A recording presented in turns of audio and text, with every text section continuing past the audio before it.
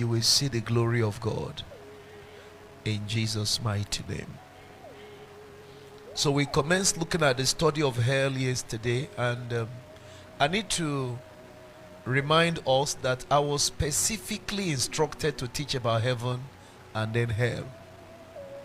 Strictly, it was an instruction. So I'm not just teaching church doctrine, I'm teaching revelation. Like the way we went yesterday. That's revelation. There are a lot of people that are tired. And one of the strategies of hell is to get you tired. Get you tired so that you turn away from the Lord. You know, the enemy continually seeks for a way to make the way of the cross a burden to you. Make the way of life a burden to you. John the Beloved said, the commandments of the Lord are not grievous. Where the love of God is shed abroad in our hearts, it's an excitement to follow God. It's an excitement to serve Him. But where your excitement jumps through the window and you lack appetite for the Lord, you lack zeal to serve Him, is indicative of the fact that the mysteries of hell have worked so hard to sap you of your strength. Sap you of the strength that is meant for continuity. So we are dealing with the issues at the root, so that every one of us can have grace for continuity. Amen. Hallelujah.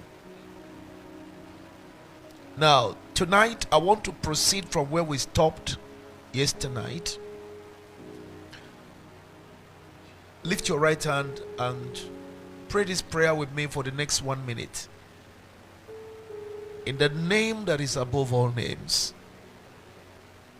the mysteries of hell will not prevail over my life, because I am a seed of God. Whatsoever is born of God overcometh the world. I live in heaven, far above hell. Therefore, the forces of darkness operating by the mysteries of hell shall not prevail over my life. Can you go ahead and just pray for the next 1 minute?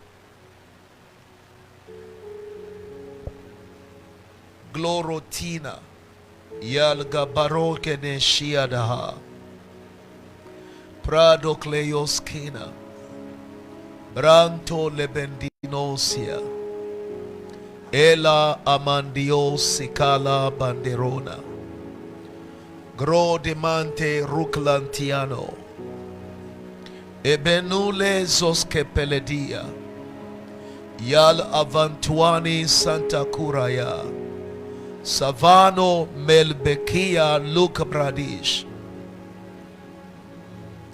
Hallelujah, hallelujah. Ebenezer, Ebenezer. Hallelujah, hallelujah. Ebenezer, my help has come. Hallelujah, hallelujah. Ebenezer, Ebenezer. Hallelujah, hallelujah. Ebenezer, my help has come.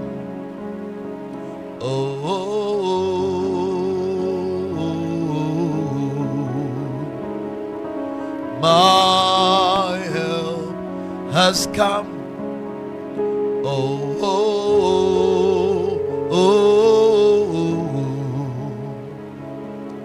My help has come.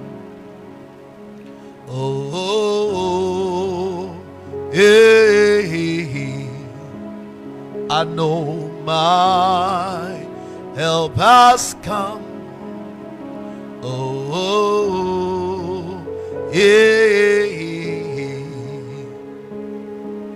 my help has come. You know, for Jesus to be able to bring us liberty, he had to descend to the lowest where?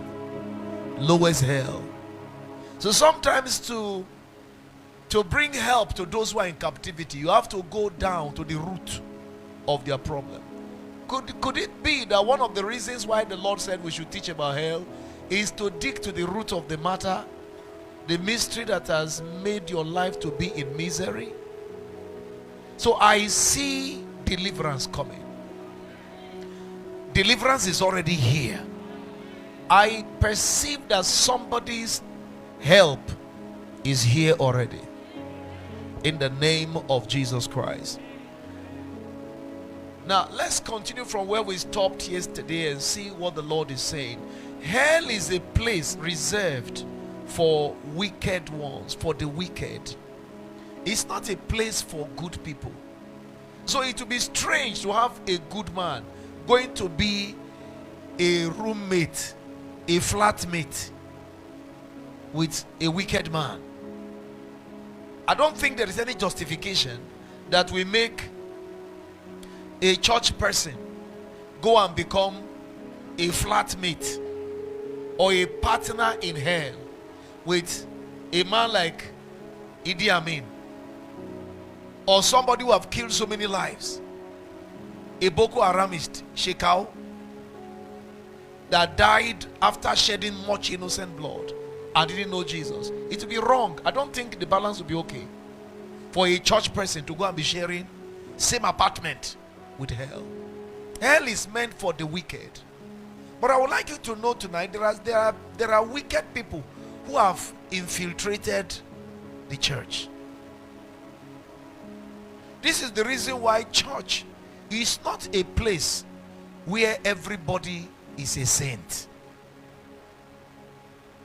It's not everybody who is in church that is what? No. Jesus said, I chose 12 of you, and one of you is a devil. And both devils and angels were following Jesus. This is the reason why it is wrong for you to be copying people simply because you saw them where you are. That they are around a man of God doesn't mean you should copy them. If Judas was around the best pastor, the holiest man of God, I mean, there's nobody as holy as Jesus, and Judas was very close to the pastor, because pastors don't play with church purse. Amen. There is nobody who plays with finance. Finance is the life wire of every organization. So Jesus wouldn't have been playing with church purse, but he knew it's only devils that can keep church purse. Because he also have an idea, an understanding that when man fell, everything fell, including money. So people that control money, most of them are crooks. Maybe you didn't hear what I said. I said most of the people that control money are what? They are crooks. Because real wealth has covenant with crookedness.